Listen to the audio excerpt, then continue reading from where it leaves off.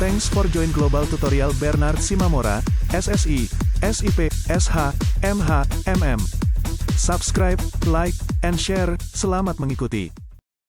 Pengantar ilmu hukum topik kedua dari 70 topik. Ruang lingkup pengantar ilmu hukum, makna pengantar ilmu hukum. Bagian kedua. O.C. Salman menyatakan apabila dilihat dari kenyataan sehari-hari di lingkungan masyarakat mengartikan hukum terlepas dari apakah itu benar atau keliru, sebagai berikut. A. Hukum sebagai ilmu pengetahuan. B. Hukum sebagai disiplin. C. Hukum sebagai kaidah. D. Hukum sebagai lembaga sosial. E. Hukum sebagai tata hukum. F. Hukum sebagai petugas. G. Hukum sebagai keputusan penguasa. H. Hukum sebagai proses pemerintah. I. Hukum sebagai sarana sistem pengendalian sosial. J. Hukum sebagai sikap tindak atau perikelakuan ajak. K. Hukum sebagai nilai-nilai. L. Hukum sebagai seni. Selanjutnya, ruang lingkup pengantar ilmu hukum mencakup seluruh ilmu pengetahuan hukum, mempelajari kedudukan ilmu hukum di samping ilmu-ilmu yang lain, dan pengertian dasar tentang hukum. Ilmu hukum terdiri atas dogmatik, kaidah hukum, dan ilmu kenyataan hukum. 1. Dogmatik, atau kaidah hukum. Ilmu tentang kaidah hukum, ilmu tentang pengertian pokok dalam hukum. 2. Ilmu kenyataan hukum, sosiologi hukum, antropologi hukum, psikologi hukum, perbandingan hukum, sejarah hukum. Para filsuf menjadikan tujuan hukum sebagai objek dalam filsafat hukum. Filsafat hukum adalah ilmu yang mempelajari hukum secara filosofi, yang dikaji secara luas, mendalam sampai kepada inti atau dasarnya yang disebut dengan hakikat. Dapat juga berarti memahami dan mengkaji dengan kritis atas hukum dan menumbuhkan sifat kritis sehingga menimbulkan penerapan-penerapan kaidah hukum. Filsafat hukum menurut para ahli. 1. Menurut Gustav Radbruch, dari Jerman, filsafat hukum adalah cabang filsafat yang mempelajari hukum yang benar. 2. Menurut Langmeyer, dari Belanda, filsafat hukum adalah pembahasan secara filosofis tentang hukum. Menurut Utrecht, filsafat hukum memberikan jawaban atas pertanyaan-pertanyaan seperti, apakah hukum itu sebenarnya? Persoalan, adanya dan tujuan hukum. Apakah sebabnya maka kita mentaati hukum? Persoalan, berlakunya hukum. Apakah keadilan yang menjadi ukuran untuk baik buruknya hukum itu? Persoalan, keadilan hukum. Inilah pertanyaan-pertanyaan yang sebetulnya juga dijawab oleh ilmu hukum. Akan tetapi bagi orang banyak tidak memuaskan. Ilmu hukum sebagai suatu ilmu empiris hanya melihat hukum sebagai suatu gejala saja, yaitu menerima hukum sebagai suatu Gegebenheit belaka. Filsafat hukum hendak melihat hukum sebagai kaidah dalam arti kata etis waardeoordeel. Objek pembahasan filsafat hukum bukan hanya tujuan hukum, melainkan masalah hukum yang mendasar sifatnya, yang muncul di dalam masyarakat, yang memerlukan suatu pemecahan. Filsafat hukum saat ini merupakan hasil pemikiran dari para ahli hukum, yang dalam tugas kesehariannya, banyak menghadapi permasalahan yang menyangkut keadilan sosial di masyarakat. Masalah-masalah hukum tersebut dapat diungkapkan sebagai berikut. 1. Hubungan hukum dengan kekuasaan. 2. Hubungan hukum dengan nilai-nilai sosial budaya. 3. Apa sebabnya negara berhak menghukum seseorang? 4. Apa sebabnya orang menaati hukum? 5. Pertanggungjawaban. 6. Hak milik. 7. Kontrak. 8. Peran hukum sebagai sarana pembaruan masyarakat. 9. Hukum sebagai sosial kontrol dalam masyarakat. 10. Sejarah hukum. Ruang lingkup filsafat hukum antara lain dapat ditilik dari perumusan pengertian tentang filsafat hukum.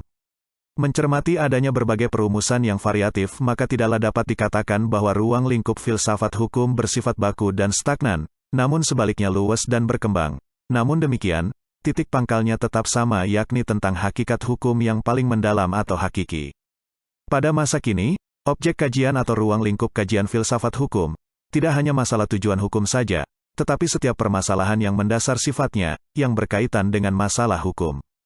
Filsafat hukum sekarang tidak lagi filsafat hukumnya para ahli filsafat seperti di masa-masa lampau, melainkan merupakan hasil pemikiran pula para ahli hukum, teoritisi maupun praktisi, yang dalam tugas sehari-harinya banyak menghadapi permasalahan yang menyangkut keadilan sosial di dalam masyarakat. Berikut adalah sistematika dari pengertian-pengertian dasar ilmu hukum. 1. Masyarakat hukum, sistem hubungan teratur dengan hukumnya sendiri. Hukumnya sendiri maksudnya hukum yang tercipta di dalam, oleh dan untuk masyarakat itu sendiri dalam sistem hubungan tadi. Hubungan dapat berupa relasi, abstrak, atau komunikasi, konkret. 2. Subjek hukum, setiap pihak sebagai pendukung hak dan kewajiban. Sedangkan sifat subjek hukum yaitu, mandiri, terlindungi, minder jarik, onbekwaam heit, perantara. Hakikat subjek hukum dibedakan antara lain, a. Pribadi kodrati, naturjik persoon, pribadi hukum menurut teori fiksi, merupakan suatu abstraksi, bukan hal yang konkret, di mana suatu hubungan hukum hak-hak dan kewajiban yang timbul memberi kehendak berkuasa kepada orang-orang yang menjadi pengurus.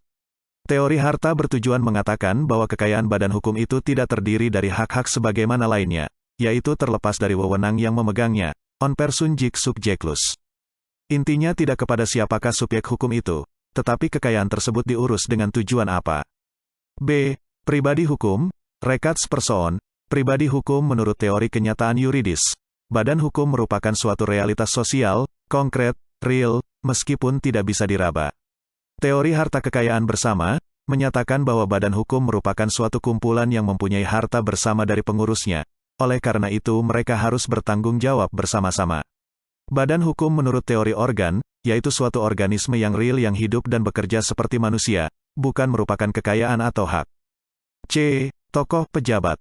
3. Hak dan kewajiban, diartikan sebagai peranan hak dan kewajiban dibedakan menjadi dua yaitu, hak dan kewajiban searah dan hak dan kewajiban jamak arah.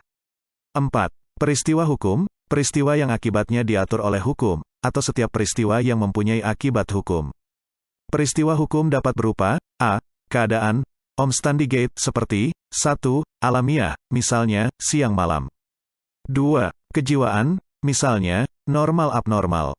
3. Sosial, misalnya, keadaan darurat, perang. B. Kejadian, gebertenis, seperti kelahiran kekmation. C. Sikap tindak perilaku, gedrejing. 5. Hubungan hukum, rechtsbetrekking. Setiap hubungan yang terjadi dalam masyarakat yang diberi kualitatif oleh hukum sebagai hubungan hukum sebagai ikatan hak dan kewajiban bagi masing-masing pihak yang melakukan. Hubungan hukum lebih mudah diidentifikasikan sebagai hubungan yang akibatnya diatur oleh hukum. A. Hubungan sederajat, nebenander, dan hubungan beda derajat, nachenander. B. Hubungan timbal balik dan timpang. 6.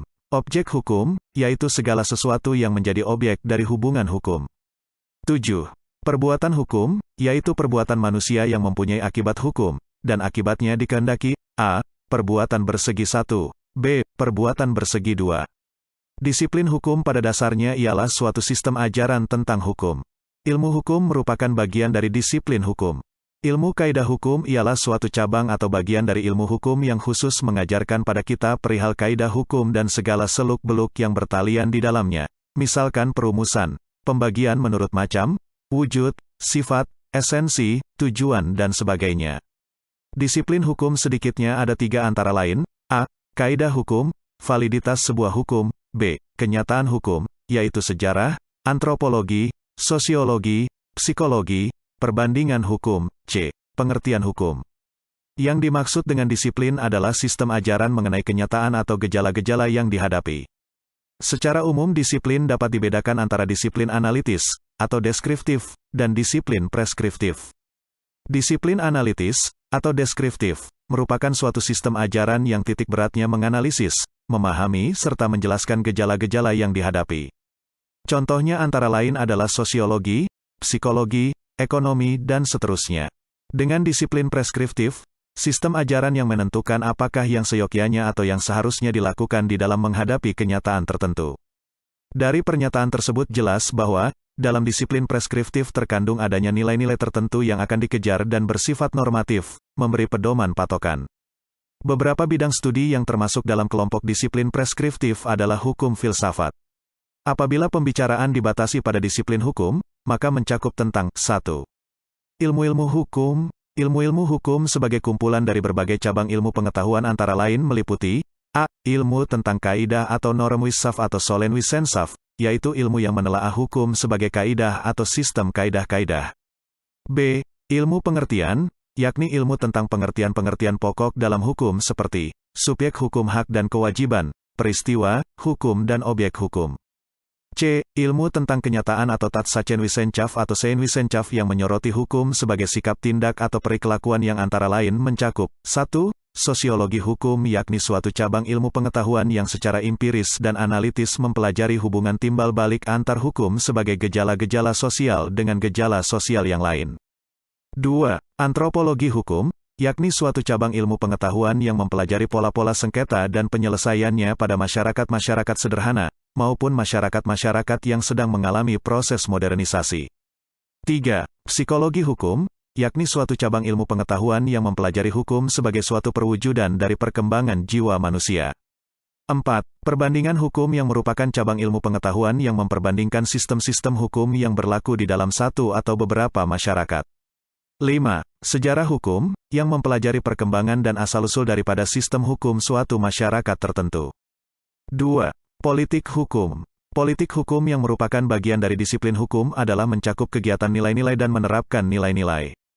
3. Filsafat hukum. Filsafat hukum yang juga merupakan bagian dari disiplin hukum, adalah perenungan dan perumusan nilai-nilai, yang mencakup juga penyerasian nilai-nilai, misalnya penyerasian antara ketertiban dengan ketenteraman, antara kebendaan dengan akhlak, dan antara kelanggengan atau konservatisme dengan pembaharuan. Itulah materi topik kedua pengantar ilmu hukum. Channel ini akan sangat membantu masyarakat umum dan para mahasiswa di perguruan tinggi manapun di Indonesia.